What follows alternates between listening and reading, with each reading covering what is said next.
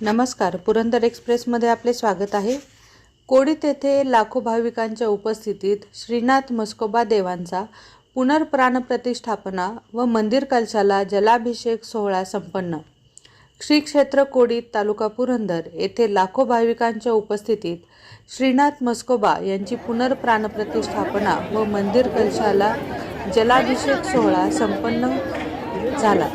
या सोहळ्याच्या निमित्ताने विविध कार्यक्रमांचे आयोजन करण्यात आले असून अक्षय तृतीयेच्या दिवशी ब्रह्मकलशोत्सव महायज्ञ कार्यक्रमांची सुरुवात झाली। श्रीनाथ म्हस्कोबा प्राणप्रतिष्ठापना आणि मंदिराच्या सुवर्ण कलशाला भारतातल्या 121 नदींचे व जगभरातील नद्यांच्या पाण्याने अभिषेक करून या सोहळ्यास प्रारंभ करण्यात आला।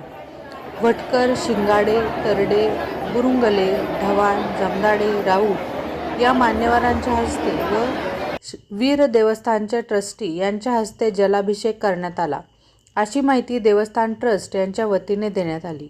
18 एप्रिल रोजी श्रीनाथ म्हस्कोबा कोडीत.org वेबसाईटचे उद्घाटन प्रसंगी संदीप काळूराम बडदे यांनी 52,000 रुपये ऑनलाईन देणगी देऊन वेबसाईटचे उद्घाटन केले।